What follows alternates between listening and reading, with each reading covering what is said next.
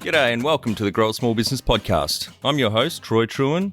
Each week, we speak with an owner who has grown a business with 5 to 30 team members to something bigger.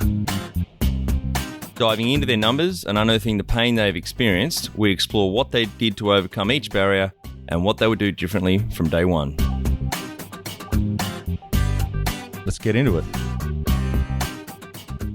So Nick, welcome to the podcast, and thanks for I guess taking my invitation to join us. I guess as a starting point, can you just give me a little bit of an intro into who you are, what you do?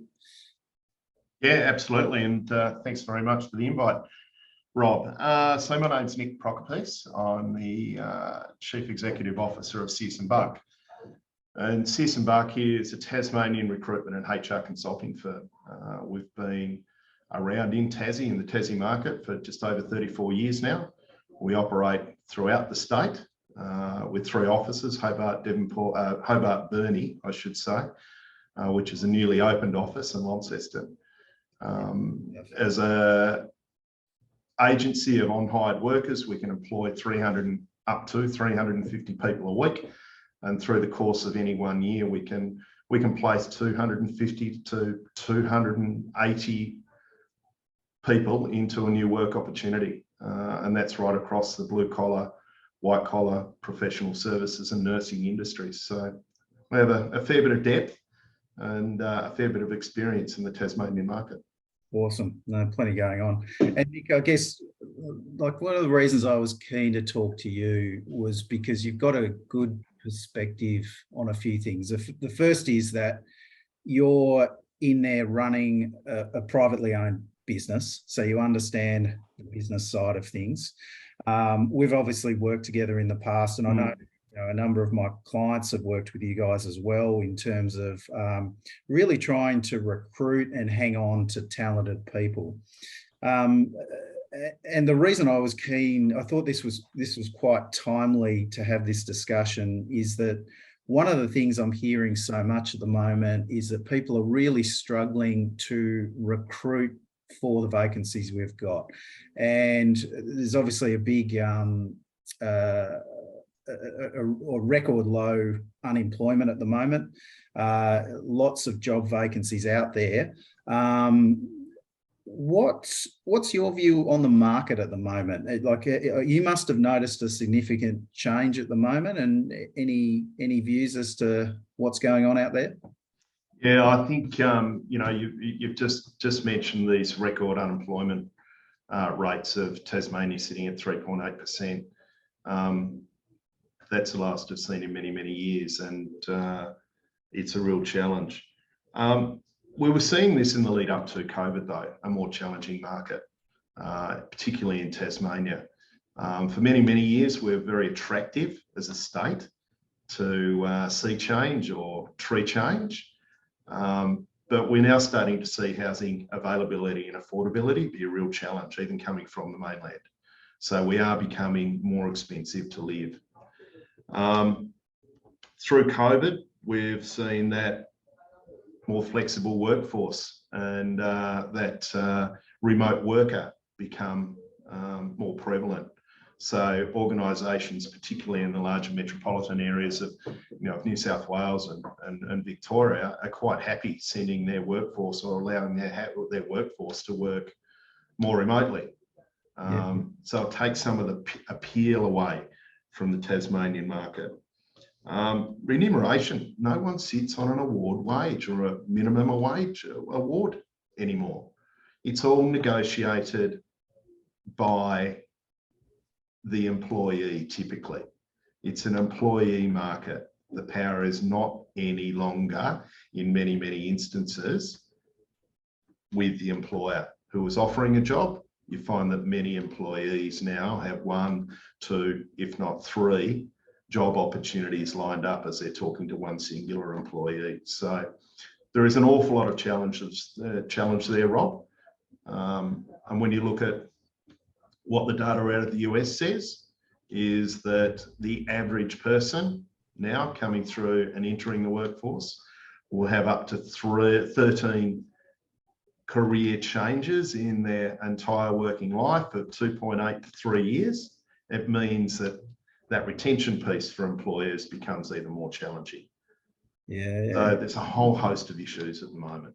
So, look, I've just picked out a couple of key points that you made there about the market, which I think are really relevant. So, obviously, unemployment's down. So, unsurprisingly, people are getting multiple offers if you're looking for a job. If you're half, you're probably going to have a few offers land on your plate. So, I guess the other thing I picked up there was wages are getting pushed up. Absolutely. And that makes me think, we're obviously hearing about inflation going through the economy at the moment, and this is probably one of the drivers is this low unemployment pushing wages up. Yep. So I'm just thinking about, what you need to offer someone to make an attractive offer is going to be pretty important. And the other thing you touched on there, which I hadn't really thought of, I guess I had thought of it, but you put it quite well, is that increasing flexibility and ability to work away from the office. That's probably pretty attractive to some people as well. So if you're not equipped to do that, or you're not thinking about how you might be able to offer different ways for people to be able to work more flexibly, that could also be a factor in making it hard to attract people to your business. You're exactly right there. And in a white collar professional services office-based environment, we're seeing it more and more, where you're seeing that 3 days out, 2 days in, and that greater flexibility. So, if you can't offer it, the next employer typically will. Yeah. And our Tasmanian market and our environment hasn't typically had to offer that. And it's a new working arrangement we've had to get our heads around, really. Yeah, interesting. So tell me, from a small business perspective, I know you deal with government, you deal with large corporates, but you also deal in sort of the small to mid-tier business market. What would you say are the typical mistakes you would see that make it difficult for businesses in that segment to recruit the talent they need to grow? It's an interesting question, because you do find that some employers are actually really quite skilled at what they do, and they do that because they've got a very specific niche of staffing requirement they need, so they're very well versed in it. Others, I would say, that haven't had the opportunity to recruit, simply don't know how, because what you do need to do is apply quite a significant amount of time and investment in that initial search. So if you don't allocate the time and take it seriously, because you're making a pretty significant investment in bringing someone on into a business, often it turns to custard. So allocate the time is probably the key for a small business. And what should they be doing in that time? So again, if you look at it between the people who do it well and the people who don't do it so well, what are they not spending enough time on? Is it the I guess the marketing side of things, trying to recruit a wide pool of applicants, or is it spending time screening adequately? Look, I think there's a real art to reviewing a CV. A typical advertised search right now, which is put up on Seek or one of the job platforms, is typically not returning the type of results an employer requires. It's not attracting the right talent. Okay. The next thing a small employer probably does need to do, or any employer, is learn the art of reviewing a CV. And I think there is actually an art there. You look at data that says an experienced recruiter will take 8 seconds to scan and review a CV to get that applicant to the next stage of a phone screen. Right. 8 seconds is not very long to work out whether or not the tone of the CV, the experience is going to align to the individual. So there is a skill around it, because people that are applying for jobs don't explicitly say, this is my skill set.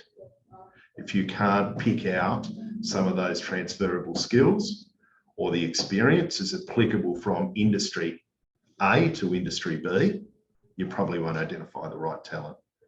So it's not about the qualifications as much anymore, it's about the transferable skills. So have a very open and broad mind around who you're likely to bring in, and make sure that individual has the right motivations for the role. Because if they're skilled by education, they've got the experience, most likely you can apply training and development to them, and they'll be a good employee. Yeah, okay. So you touched on a couple of interesting things there. The first being that you're saying just throwing an ad up on Seek may not be the best way to find people. And the people who you should be looking for, I guess it's about being open-minded to what are those transferable skills, not necessarily saying they have to have done exactly the same job before. Yeah, that's a good one. The water, the environment's being very muddied as well with what the job service provider network is doing, where there is a need for people to apply for a role. It becomes a statistic, and the employer then has to respond, because if they don't respond to that application, that can potentially become brand damage. Yeah, okay. So I guess if you are receiving a number of applications for a particular role and you just ignore the ones you're not interested in following up on, word will get around. Don't bother wasting your time. I never heard anything back. Yeah. And you know, Rob, how connected Tasmania is as a business community. Yeah, and it's interesting. I mean, obviously, you're talking about Tasmania because that's where you're based, but I do hear very similar stories, even in the big cities. Word can get around that if you're not a good place to work. So, yeah, that's good. And the other thing you touched on there was considering people's motivations. Have you got any tips as to how you can assess people's motivations for wanting to take on a job? I think, I think that you really do need to understand whether or not someone has got a lifestyle motivation or a monetary motivation, trying to uncover whether or not it's actually aligned to that, or even a cultural alignment or motivation. So try and uncover whether or not it's dollars, it's culture, or it's social. Yeah.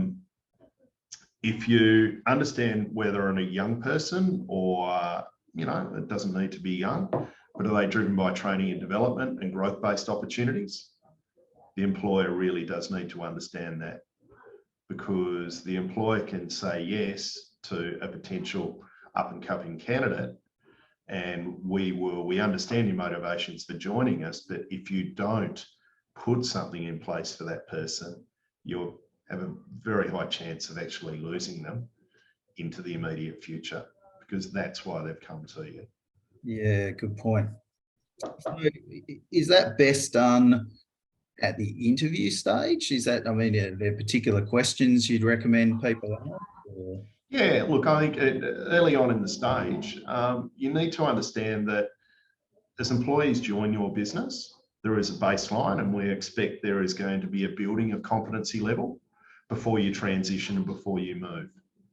There is a generational expectation that we move from an associate to a manager to a more senior role, and to a more senior role right now. But I think employers absolutely need to have something in place that they can actually capture and record around those levels of competency to show that progression of that individual. And it does two things. It helps the business know that their investment in training and development is working, but it also shows to the candidate that they are progressing professionally and also personally as well within their role. Yeah, I see what you're saying there. And I guess that's a really important one for retaining people once you've got the business, is giving them a sense. progression. That's exactly it. But understand the motivations early, but you're not going to set a plan up in the interview, of course, but understand what are the motivators of the individual. Okay.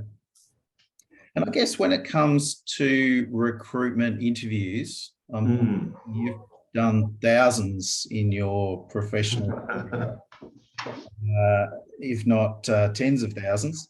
Do you have any sort of advice or suggestions on how to get the best out of an interview?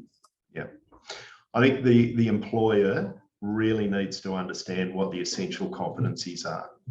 What do they really want the person to demonstrate? If it's a sales-based role, some of those essential competencies are going to be around relating and networking, their commercial and entrepreneurial thinking, their ability to plan or be agile. So if you really truly understand what you need this person to demonstrate to be successful, you can interview to that. So have your series of questions. Interviewing has moved a long way from sitting there and just across the desk asking questions for the sake of asking a question. An interview now should be very much two-way. It should be a collaborative type approach of investigation, both from the employer and both from the and from the employee as well. Ask the questions, look for responses, use a principle like the STAR-based system, the situation, the task, the action, and the result, and then the other R is the review, because it provides a really simple framework for both the candidate and the employer to review the responses and also mark and record, their 1, 2, 3, 4, 5s by way of responses. Yeah, that's a really good framework, and I'd actually forgotten about that one. But,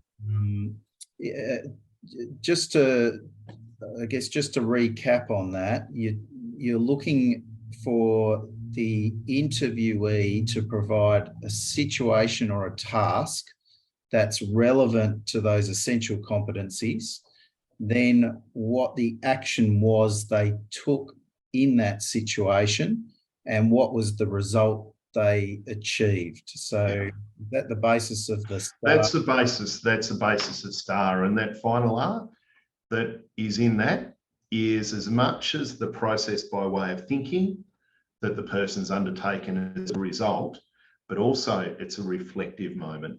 It doesn't need to have been the best outcome.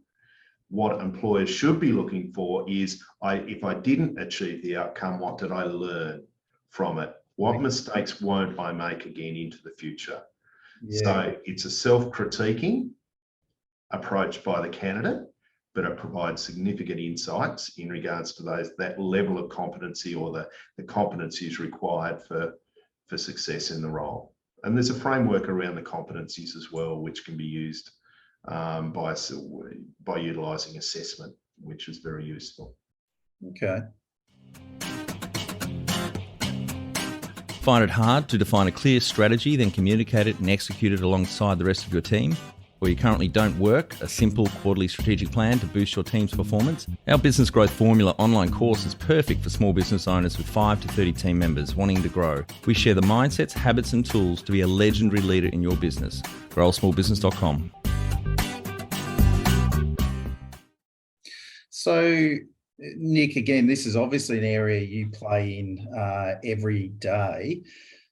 What's your views on the value of outsourcing some or all of your recruitment process to a professional recruiter rather than hanging on to that as a business owner yourself and doing it in-house? Is there a list of pros and cons, or what's your general take on using recruiters?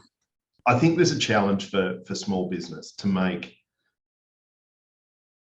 sometimes the size of investment that is required to bring an external agency in. It can be significant.